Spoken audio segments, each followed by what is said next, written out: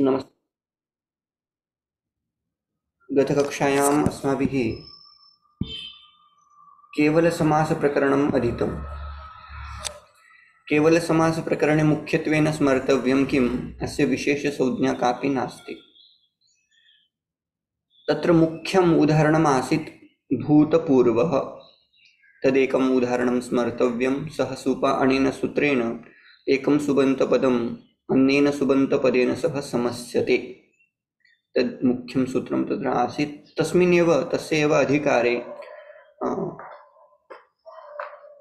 अन्यानि सर्वाणि प्रकरणानि तत्र प्रचलिष्यन्ति। अधुना समास इत्यस्य द्वितीयप्रकरणं भविष्यति अव्ययीभावप्रकरणं। तस्मिन् विषये किञ्चित् जानीमः पूर्वम्।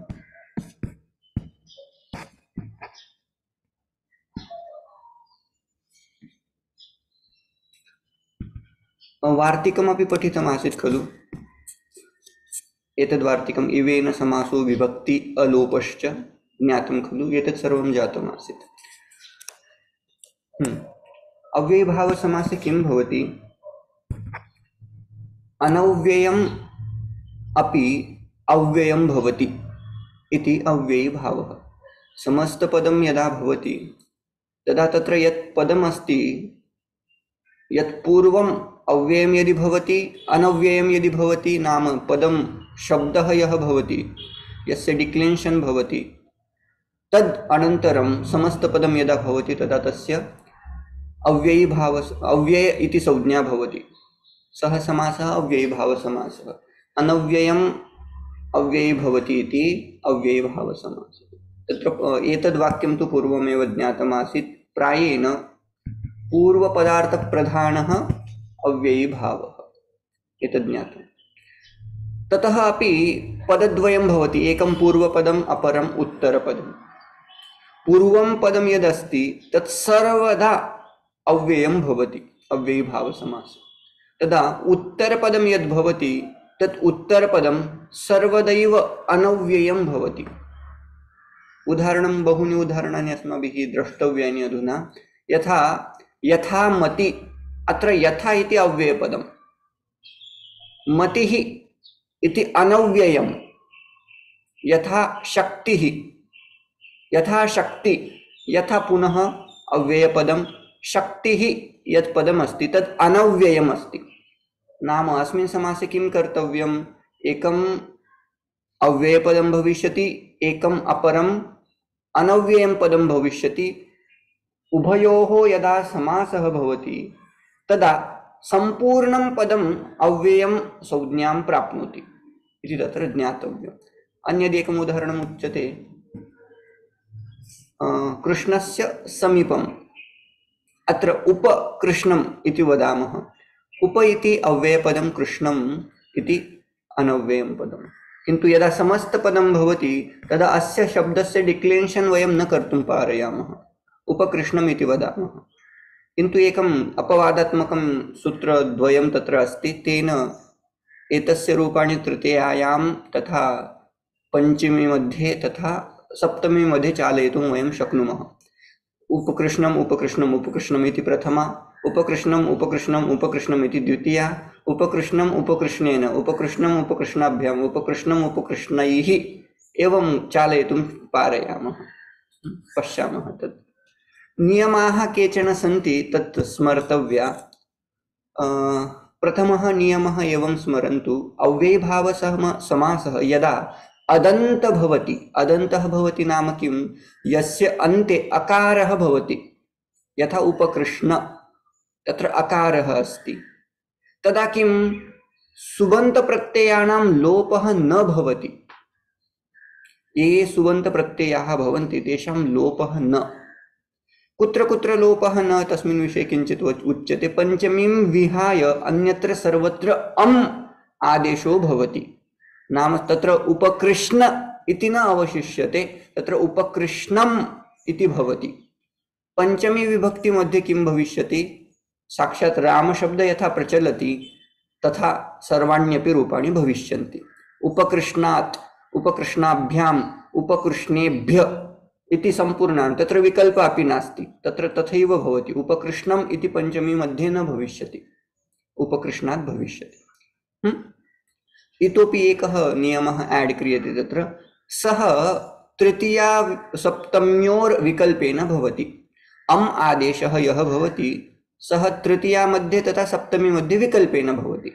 अन्यत्र सर्वत्र किं कुर्वन्ति अधुना एवं स्मरन्तु, सप्तविभक्तयः सन्ति, सप्तसु विभक्तिषु पंचमीं त्यजन्तु, पंचमीं त्यजन्तु। अन्यत्र सर्वत्र उपकृष्णम् उपकृष्णम् उपकृष्णम् एवमेव रूपं भवति। तृतीय विभक्ति या भवति तत्र विकल्पेन रामवत् कर्तव्यम्। उपकृष्णम् उपकृष्णेन, उपकृष्णम् उपकृष्णाभ्याम्, उपकृष्णम् उपकृष्णैः। एतत् जातं। सप्तमी मध्ये अपि तथैव कर्तव्यम्। उपकृष्णम् उपकृष्णे, उपकृष्णम् उपकृष्णयोः, उपकृष्णम् उपकृष्णेषु इति कर्तव्यम्। एतद् एकः नियमः। अयं नियमः कस्य कृते वर्तते? यदि शब्दः अजन्त नाम यस्य अन्ते अकारः वर्तते, अदन्त, ह्रस्व अकारः यस्य अन्ते भवति तस्य कृते अयं नियमः। सर्वत्र सम्पूर्ण प्रकरणे अव्ययीभाव प्रकरणे अयम् एप्लिकेबल वर्तते। द्वितीयः नियमः, यदि अदन्त नास्ति चेत् किम्? अदन्त नास्ति चेत् सुबन्त प्रत्ययानां लोपः भवति। लोपः कर्तव्यः डायरेक्ट। उदाहरणं किम्? अधि हरि, हरि इति अदन्त शब्दः नास्ति, अकारः नास्ति इति कृत्वा तत्र विभक्ति प्रत्ययानां लोपः कुर्मः, किमपि न अवशिष्यते। साक्षात् अधिहरि अधिहरि अधिहरि एवमेव सर्वासु विभक्तिषु रूपाणि भवन्ति। यदि वाक्यं तथा कर्तव्यं, वयं हरेः पुस्तकं स्वीकरोमि, यदि समस्तपदं यदि अहम् उपयोक्तुम् इच्छामि, अहं किं वदिष्यामि? अधिहरि पुस्तकं स्वीकरोमि। एवमेव कापि विभक्ति भवेत्, अधिहरि एवं रूपं भविष्यति। अर्थः किमपि स्वीकुर्वन्तु इति द्वितीयः नियमः जातः। सुबन्त प्रत्ययानां लोपविधानार्थं सूत्रं किम् अस्ति? उच्यते अव्ययात् आप सुपः। आबन्त प्रत्ययानां सुप्रत्ययानां लोपः भवति अव्ययात्, अस्य अव्ययसंज्ञा भविष्यति। ततः सुबन्त प्रत्ययाः आगच्छन्ति। किमर्थम् आगच्छन्ति? यदा सुबन्त प्रत्यय योजयामः तदा एव पदसंज्ञा भवति। तत् पदसंज्ञां साधयितुम् अत्रापि सुप्रत्यय आगच्छति, किन्तु तस्य अव्ययसंज्ञा अस्ति इति कृत्वा तस्य लोपं कुर्मः। तथैव सर्वत्र। एवम् अयं द्वितीयः नियमः सरलः वर्तते। तृतीयः नियमः किम्? एतेषां विधानम् अहं पुनः पुनः करिष्यामि यत्र यत्र अवकाशः भविष्यति। यद् यद् नियमः आवश्यकः तस्य पुनः अहम् अवलोकनं करिष्यामि। अव्ययीभावसमासे अन्ते यदि दीर्घवर्णस्थः कोऽपि किमपि पदम् अस्ति अथवा दीर्घवर्णः अस्ति, सः ह्रस्वः भवति। अधिगोपा, गोपा इति गोपालकः, आकारान्तशब्दः वर्तते, दीर्घः अस्ति, तस्य किं कुर्मः? ह्रस्वः कुर्मः चेत् त्रयः नियमाः। अदन्त अस्ति चेत् सुबन्त प्रत्ययानां लोपः न, अदन्त अभावे सुबन्त प्रत्ययानां लोपः भवति। यदि दीर्घ अस्ति चेत् ह्रस्व भवति, दीर्घस्वरः ह्रस्व भवति। एते त्रयः नियमाः। अधुना सूत्रं साक्षात् प्रविशामः। अव्ययीभावः अधिकारोऽयं प्राक् तत्पुरुषात्। अधुना समास अधिकारे एव इदं सूत्रं पठ्यते। सूत्रं किम् अस्ति? अव्ययीभावः। अधिकारः, अधिकारसूत्रम् इदमस्ति। कुतः आरभ्यते? 215 इतितः तत्पुरुषः इति एकं सूत्रं भविष्यति अग्रिमप्रकरणस्य। 21 इति यावत् अव्ययीभाव इति समासस्य अधिकारः प्रचलति। अधुना अव्ययीभाव तत्पुरुषं यावत् अस्य अधिकारः प्रचलति। अत्र तदेव अनव्ययम् अव्ययं भवति इति अव्ययीभावः। अधुना अग्रिमेन सूत्रेण मुख्यं सूत्रम् अधुना आगच्छति, तेन किं भविष्यति? समासविधानं करिष्यति। इदं केवलम् अधिकारसूत्रं, विधिसूत्रं तु अग्रिमं बृहत् सूत्रं वर्तते। अव्ययं विभक्ति समीप समृद्धि वृद्ध्यर्थाभावात्यय संप्रति शब्द प्रादुर्भाव पश्चाद् यथानुपूर्व्य योग पद्य सादृश्य संपत्ति साकल्यान्तवचनेषु इति सूत्रं। तत्र एवं अवगच्छन्तु। अव्ययं विभक्ति समीप समृद्धि वृद्धि अर्थाभाव अत्यय असंप्रति शब्द प्रादुर्भाव पश्चात यथा अनुपूर्व्य यौगपद्य सादृश्य संपत्ति साकल्य अंतवचनेषु। इतः आरभ्य इतः पर्यन्तम् एतेषाम् अर्थे किमपि उपसर्गान्तपदं वयम् उपसर्गं यद् वदामः खलु प्रपरापसम तादृशः कश्चन शब्द एतस्मिन् अर्थे उपयुज्यते। उदाहरणार्थं किं विभक्ति अर्थे सप्तमी विभक्ति अर्थे अधि इति उपसर्ग उपयोक्ष्यते। अहं तदपि दर्शयामि। पुनः सूत्रार्थम् एकवारं वदामि। मया पूर्वम् एकम् उक्तम् आसीत्, प्रथमा निर्दिष्टं यत् पदं भवति तस्य उपसर्जन संज्ञा भवति। अधुना तत् स्मर्तव्यं। सूत्रे कुत्र कुत्र प्रथमया निर्दिष्टं पदम् अस्ति तद् अन्वेष्टव्यं। किमस्ति अत्र प्रथमा विभक्त्यन्तम्? अन्तवचनेषु नाम इत पदद्वयमेव अस्ति अस्मिन् सूत्रे। एकमस्ति अव्ययं, द्वितीयमस्ति विभक्ति समीप डैश डैश डैश अन्तवचनेषु। एतत् सम्पूर्णम् एकं पदं वर्तते खलु। अत्र पदद्वयमस्ति। पदद्वये तत्र प्रथमान्तपदं किमस्ति तद् ज्ञातव्यं। किमस्ति? अव्ययं। द्वितीयं पदं सप्तम्यन्त अस्ति। अधुना एतत् त्यजन्तु। अस्य का संज्ञा भविष्यति? उपसर्जन संज्ञा। अधुना यद्यद् अव्यययुक्तं पदं भविष्यति तस्य उपसर्जन संज्ञा भविष्यति। उपसर्जनत्वात् तत् प्राक् प्रयोज्यं तत् पदं पूर्वं भविष्यति। एतत् स्मरन्तु। अधुना अस्य सूत्रस्य कः अर्थः? उच्यते विभक्ति इत्यादिषु अर्थेषु वर्तमानम् अव्ययं किमपि एकम् अव्ययं तेन सह किं भविष्यति? नित्यं समस्यते। सह अव्ययी भाव समास। एक बार थोड़ा हिंदी में भी बता देता हूँ कि विभक्ति समीप ऐसे जो ये 16 शब्द उन्होंने दिए, उन हर एक का अर्थ बताने के लिए वो एक एक अव्यय यूज करने वाले हैं। जैसे कि अधि, उप, सु, वि, दुर, ऐसे कुछ अव्यय पद वो यूज करने वाले हैं। तो वो अव्यय पद दूसरे शब्दों के साथ सुबंत के साथ उसका क्या हो जाएगा? समास हो जाएगा। इस अर्थ में जो भी अव्यय आएगा वो किसी अन्य शब्द के साथ उसका समास होगा। समीपार्थी जो भी अव्यय पद आएगा जैसे कि उप, उसका समास किसी अन्य शब्द के साथ, जैसे कि उपकृष्ण। हाँ, ये वाला समास है। तो इसको ऐसा समझना है। ये थोड़ा सा उदाहरण जब देखते देखते जाएंगे, हर एक उदाहरण देखते समय इसका उपयोग करेंगे तब आपको पता चल जाएगा। ये पंक्ति हम आगे देखेंगे ही। अभी ये थोड़ा समझ लीजिएगा। इतने सारे प्रकार है अव्यय भाव समास के। विभक्ति ही इत्यस्मिन् अर्थे अधि इति उपपद इति अव्यय पदम उपयुज्यते। अधि इति विभक्त्यर्थ नाम अत्र केवलं सप्तमी विभक्ति। अन्यासां विभक्तीनाम् अर्थः अत्र न स्वीकार्यः।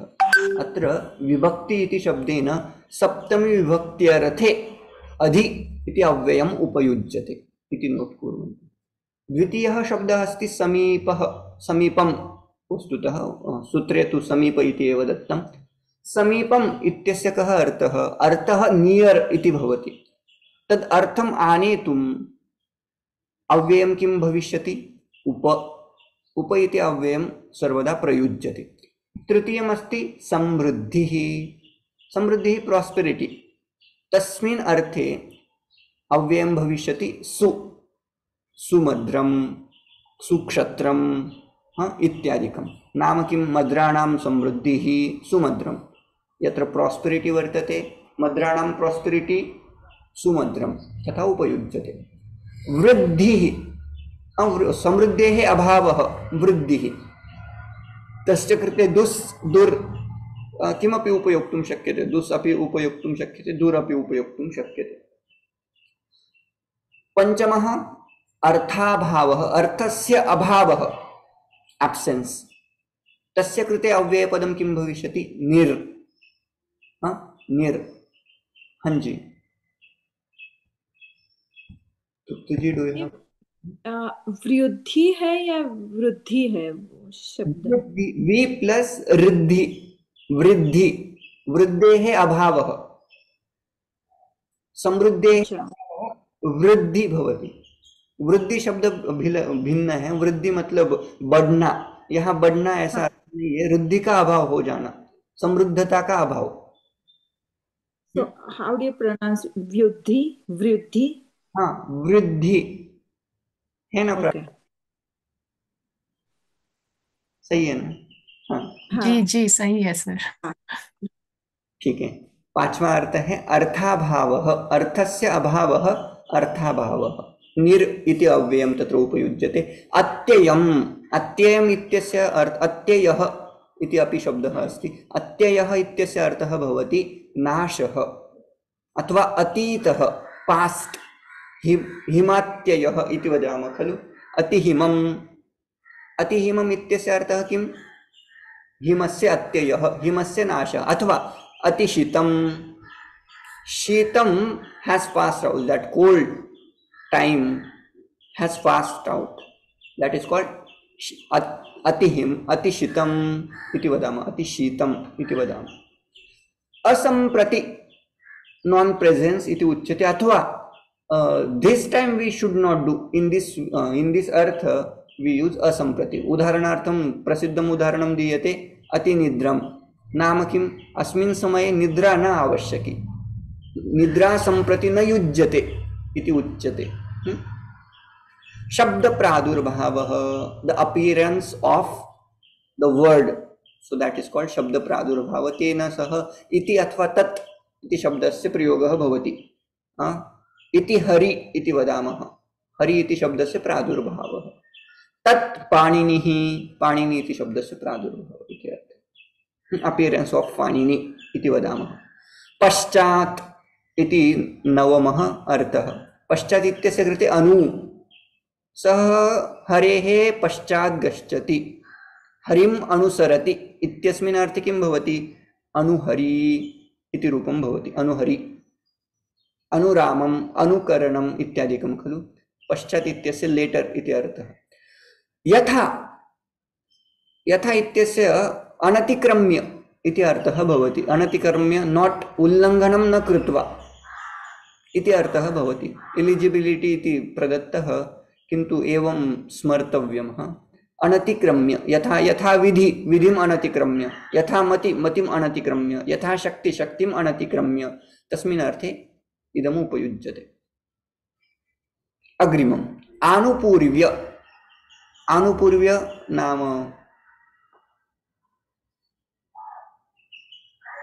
अत्र उदाहरणं किं प्रदीयते? सिक्वेन्शियली, क्रमेण, क्रम इति अर्थः भवति। क्रम अर्थे अनुज्येष्ठम् इति वदामः, ज्येष्ठपुत्रानन्तरम्, अनन्तरम् इति वदामः खलु। सो अनुज्येष्ठम् इति उदाहरणं तस्य भविष्यति। यौगपद्य, यौगपद्य नाम युगपत् इत्यस्य भावः। यौगपद्य, युगपत् साइमल्टेनियसली इति अर्थः। सचक्रम् इत्यादिकं। सह उत्पद्यते, कथम उत्पद्यते? सचक्रम, चक्रेण सह उत्पद्यते। सादृश्य इत्यस्मिन् अर्थे सिमिलैरिटी, ससखी, सह सखा सदृशः वर्तते, ससखी। संपत्ति, संपत्ति इत्यस्य कृते अपि स इति शब्दः उपयुज्यते। सर्वत्र स स स स इति वर्तते अधुना। संपत्ति नाम अप्रोप्रिएट इत्यस्मिन् अर्थे स इति उपयुज्यते। साकल्यार्थ, संपूर्णार्थ, इंटायरली इंटायरिटी इति शब्दः उपयुक्तः। साकल्य संपूर्ण इत्यस्मिन् अर्थे अपि स इति उपयुज्यते। तथैव अन्तवचनम् इति इत्यस्य कृते अपि स इति उपयुज्यते। साग्नि अधीते नाम किम्, अग्निग्रन्थपर्यन्तं सः अधीते। सर्वेपि ग्रन्थाः तेन पठ्यन्ते इति अर्थः। तद् वक्तुं साग्नि अधीते, अग्निग्रन्थपर्यन्तम् अधीते इति, टिल् अग्निग्रन्थ, एते अर्थाः सन्ति। अधुना एकैकम् उदाहरणं वयं प्रतिकक्षं पठामः। सर एक क्वेश्चन पूछ सकती हूँ? हम्म। ये जो 10th वाला यथा है, एलिजिबिलिटी जो है, how is this different from यथा तथा वाला यथा? न अस्मिन् अर्थे तत्र किं भविष्यति समस्तपदे, यत् इति अव्ययपदम् एक अपरं सुबन्तेन सह समस्यते। अस्मिन् यथा इत्यस्मिन् अर्थे यथा एव उपयुक्तम्, अन्यत्र तथा नास्ति। किन्तु यथा अस्य अर्थः अनतिक्रम्य इति भविष्यति। तत्र यथा इति अर्थ, यथा तद् यत् अव्ययपदम् अस्ति यथा तथा, तस्य अर्थः भिन्नः, अस्य अर्थः भिन्नः। अर्थे भेदः वर्तते तावदेव, अर्थे व्यत्यासः अस्ति। इदमपि अव्ययं तदपि अव्ययं, किन्तु अर्थे व्यत्यासः, अर्थे भेदः वर्तते तावदेव। Thank you. हाँ, अभी ये जितने 16 अर्थ हमने देखे, इन 16 शब्दों के अर्थ में ये अव्यय यूज होने वाले हैं। ठीक है, अभी इन अव्ययों के साथ ये जो 16 अव्यय हैं, उनके साथ कोई और शब्द रहेगा जो अनव्यय रहेगा। ठीक है, अभी विभक्ति अर्थ पहला है तो उसका एक उदाहरण देखेंगे हम। उसके पहले एक पंक्ति है, उसको थोड़ा समझ लेते हैं। प्रायेण अविग्रहः नित्य समासः। नित्य समास, ऐसा एक समास में नित्य समास और एक दूसरा प्रकार आता है अनित्य, जिसमें नित्य समास पहले समझ लेना है। नित्य समास मतलब अव्यय भाव जो समास है वो नित्य समास है, वहां नित्य समस्त पद आएगा। नित्याप इसको नित्य समास कहा जाता है, अव्यय भाव को। और नित्य समास की विशेषता ऐसी है, नित्य समासस्य लौकिक विग्रह न क्रियते। प्रायेण अविग्रह नाम किम, अस्य नित्य समासस्य प्रायेण लौकिक समासः न क्रियते। लौकिक समास हमने 2 देखे थे, है कि नहीं, जहां सुबंत पद यूज करते हैं, डायरेक्टली दिखाते हैं। जैसे कि हमने देखा था राजा राजन्गस पुरुषः सु, तो वहां ये हो गया अलौकिक विग्रह, और राज्ञः पुरुषः ये हो गया लौकिक विग्रह। तो नित्य समास जो होता है उसका लौकिक विग्रह नहीं करते, ऐसा उन्होंने नियम किया है। और यदि करना भी है तो क्या करेंगे, अस्वपद विग्रह करेंगे। मतलब जैसे कि समीप, इस अर्थ में मुझे समास करना है तो समस्त पद हम देंगे उपकृष्ण, उपकृष्णम।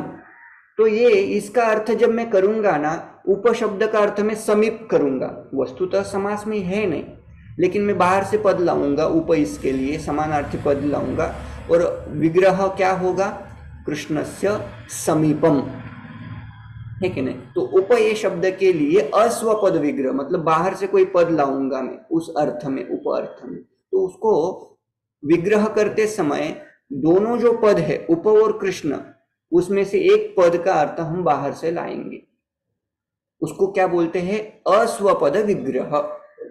स्वपद नहीं है, वहां दूसरे पद ला करके विग्रह करते हैं।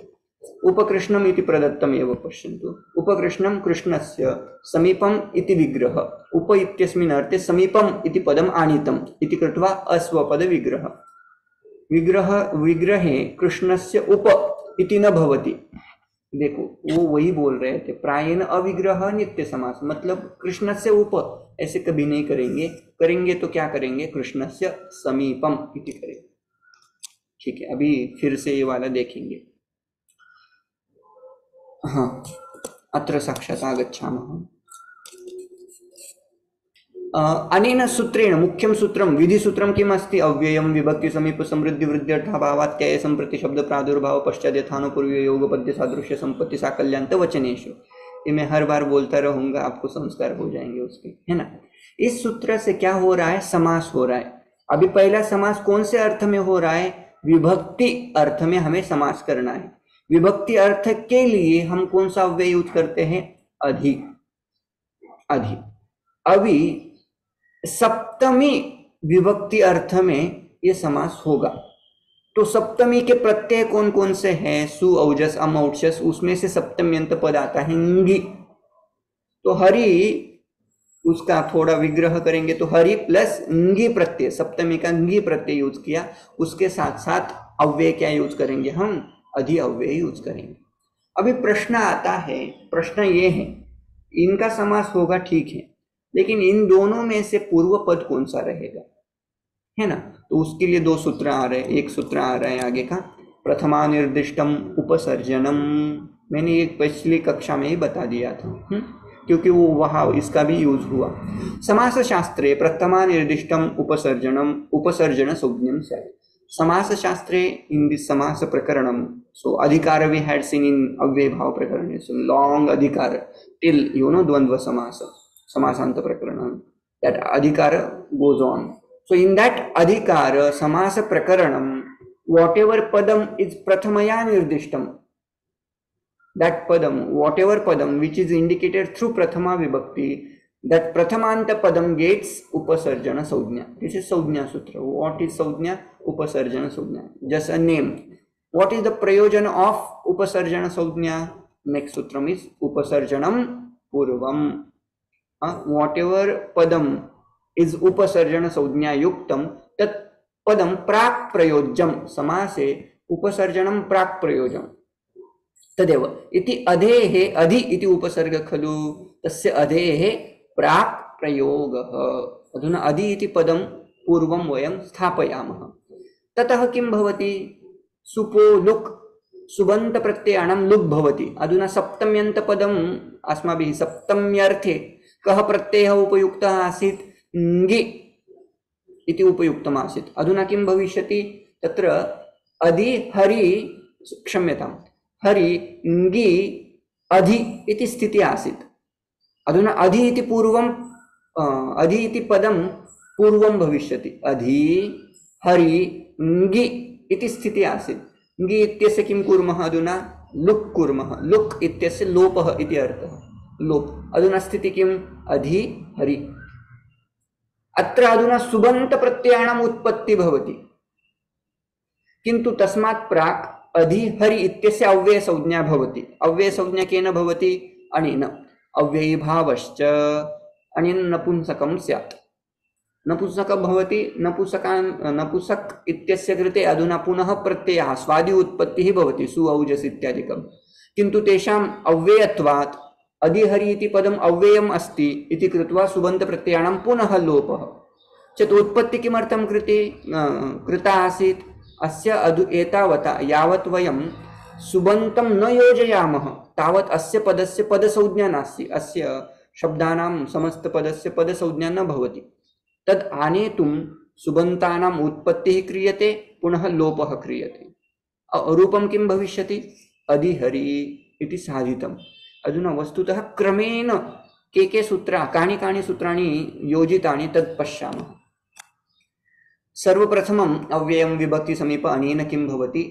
विभक्ति अर्थे समासः भवति। विभक्ति नाम तत्रापि सप्तमी विभक्ति अर्थे अधि इति उपसर्गान्त इति पदम् अपरेण सुबन्तेन सह समस्यते इति उक्तम्। अस्तु, तस्य कृते एवं स्थितिः कृता। अधि हरि ङि अधि। ततः अग्रिमं सूत्रं किम् अस्ति? पूर्वं पदं किं भविष्यति? एतेषु उच्यते प्रथमा निर्दिष्टम् उपसर्जनम्। अनेन सूत्रेण किं भवति? उपसर्जन संज्ञा भवति। ततः उपसर्जन संज्ञा युक्तं यद् भवति तस्य किं प्रयोजनम्? अग्रिमम् एव सूत्रम्, उपसर्जनं पूर्वम्। यस्य यस्य उपसर्जन संज्ञा अस्ति तत्पदं पूर्वं अथवा प्राक् प्रयोज्यम् अधुना क्रम अत्र अधि इति पूर्वमासीत् अत्र किं कुर्मः अधि इति शब्दं पूर्वं स्थापयामः अधि हरि ङि अधुना एतस्य सम्पूर्णपदस्य सम्पूर्णपदानाम् अत्र का संज्ञा भवति प्रातिपदिकसंज्ञा भवति कृत्तद्धितसमासाश्च अनेन प्रातिपदिकसंज्ञा भवति प्राति न पृष्टव्यं खलु प्रातिपदिकसंज्ञा यदा भवति तदा तत्र सुबन्तप्रत्ययानां लोपविधानार्थम् अग्रिमं सूत्रं भविष्यति सुपो धातु प्रातिपदिकयोः एतत् सूत्रं सर्वदा स्मर्तव्यं यदि विभक्तिप्रत्ययानां लोपः भवति केन भवति सम्पूर्णप्रकरणे इदमेव सूत्रं सुपो धातु प्रातिपदिकयोः प्रातिपदिक यः वर्तते तत्र सुबन्तप्रत्ययानां लोपः कुर्मः अधुना लोपः क्रियते कस्य सुबन्तप्रत्ययः ङि इति सुबन्तप्रत्ययः तस्य लोपः क्रियते अवशिष्यते किम् अधि हरि अधुना अस्य प्रातिपदिक संज्ञा तु अस्ति एव यद्यपि ङि इति प्रत्ययस्य लोपः यथा उच्यते यदि शुनकः श्वा कुक्कुरः वर्तते तस्य यदि पुच्छं वयं कट् कुर्मः चेत् सः शुनकः एव खलु तस्य शुनक एव संज्ञा भवति खलु तथैव एकदेशविकृतन्यायात् यद्यपि ङि इति प्रत्ययस्य लोपः कृतः तथापि तस्य का संज्ञा अस्ति प्रातिपदिक संज्ञा तु अस्ति एव तस्य कृते उच्यते एकदेशविकृतन्याय शुनकः शुनकः एव कर्तनेन सह कदापि अश्वः गर्दभः इत्यादिकं भवितुं नार्हति इति प्रसिद्धः न्यायः उदाहरणम् उच्यते अस्तु प्रातिपदिक संज्ञा अस्ति यदा प्रातिपदिक संज्ञा भवति प्रातिपदिकत्वात् तत्र सुप् उत्पत्तिः भवति सुबन्तप्रत्ययानाम् उत्पत्तिं कुर्मः ततः उत्पत्ति क्रियते अधिहरि प्लस् सु तत्र अव्ययीभावश्च इत्यनेन अस्य नपुंसकसंज्ञा भवति पुनः अव्ययात् आप् सुपः अनेन सूत्रेण अव्ययीभावप्रकरणे इदमपि एकं मुख्यं सूत्रम् अनेन सूत्रेण किं भवति अव्ययात् आबन्तपदानां तथा सुबन्तपदानां लोपः भवति आबन्त इत्यस्य यदि पुल्लिङ्गशब्दात् स्त्रीलिङ्गः शब्दः निर्मातव्यः तस्य कृते आब् प्रत्ययः उपयुज्यते आबन्त अस्तु अव्ययात् सुपः प्रत्ययानां सुप्रत्ययानां लोपः भवति इति अर्थः अधुना लोपः क्रियते चेत् सु गच्छति अवशिष्यते अधिहरि अस्य अर्थः कः अधिहरि इत्यस्य हरिविषये वैषयिक सप्तमी वयं वदामः हरौ इति शब्दस्य यः अर्थः गुरौ इति शब्दस्य यः अर्थः सः एव अर्थः अधिहरि अधिगुरु इत्यस्य भवति चेत् वयं वदामः मम गुरौ विश्वासः अस्ति इति सामान्यवाक्यं किन्तु वयं समस्तपदं यदि उपयोक्तुम् इच्छामः किं वदामः अधिगुरु विश्वासः अस्ति मम अधिगुरु विश्वासः अस्ति एवं वदामः तथैव अध्यात्मम् इति शब्दस्य अर्थः अधुना स्पष्टं भविष्यति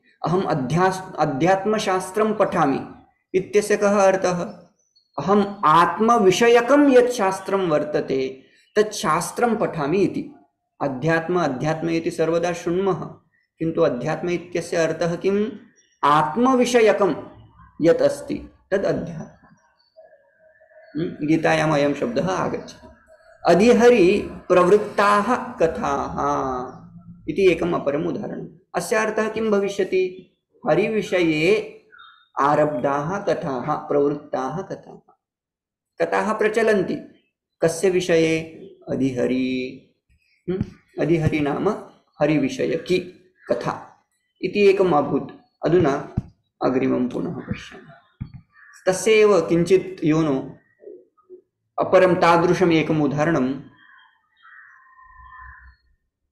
भविष्यति वा अद्य आम् साधयामः नाव्ययीभावात् अतों त्वपञ्चम्याः अधुना नियमः एवं क्रियते यदि अदन्त शब्दः अस्ति अदन्त नाम किं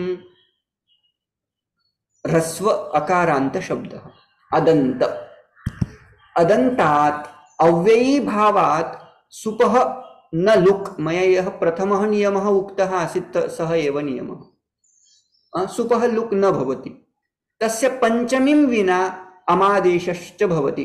पञ्चमीं त्यजन्तु, अन्यत्र सर्वत्र किं भवति? अम् आदेशः भवति। यथा उपकृष्णम् उपकृष्णम् उपकृष्णम्, अम् अम् अम् सर्वत्र भवति। तस्य कृते अपरम् एकम् उदाहरणं दीयते। गाः पाति इति गोपाः, गोपाः इति शब्दः, तस्मिन् इति नाम अधुना सप्तम्यर्थे अधि इति प्रयोगं कुर्मः। अधि गोपम् इति रूपं भवति। तत् कथं भवति तत् साधयामः। गाः पाति रक्षति इति गोपाः, अस्य रूपं कथं प्रचलन्ति? विश्वपा इति शब्दवत् अस्य रूपाणि, आकारान्त पुल्लिङ्ग शब्दः। तस्य सप्तमी विभक्ति एकवचनं किं भवति? गोपी नाम किं? गोपी विषयकम्।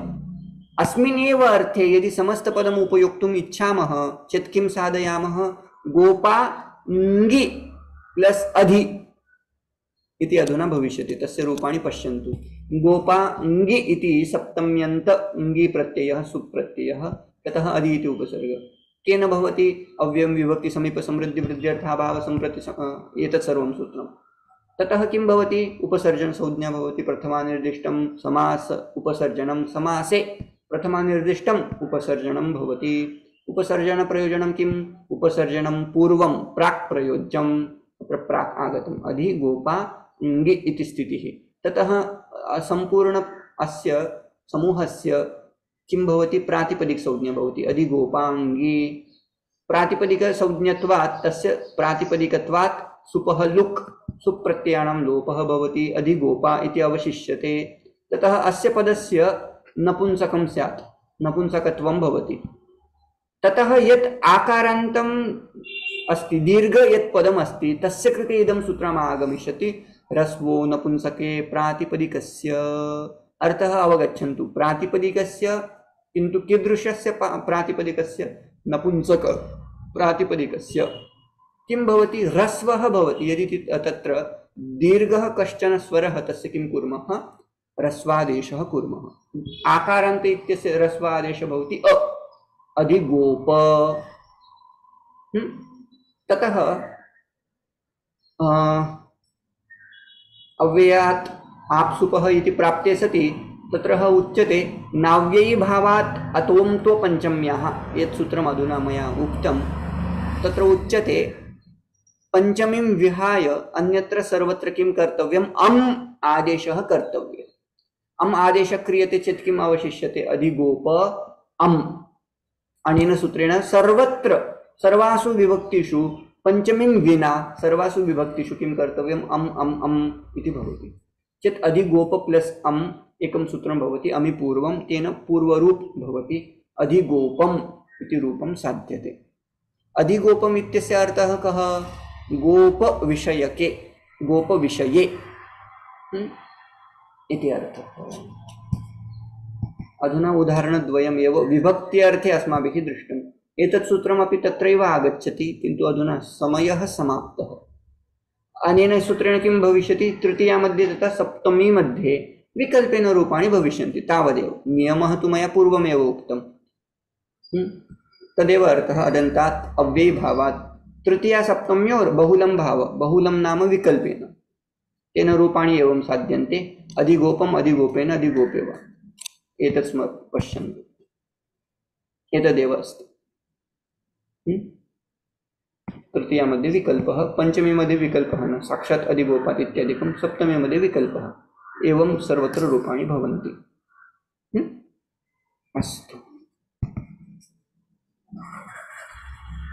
ओम शांति शांति।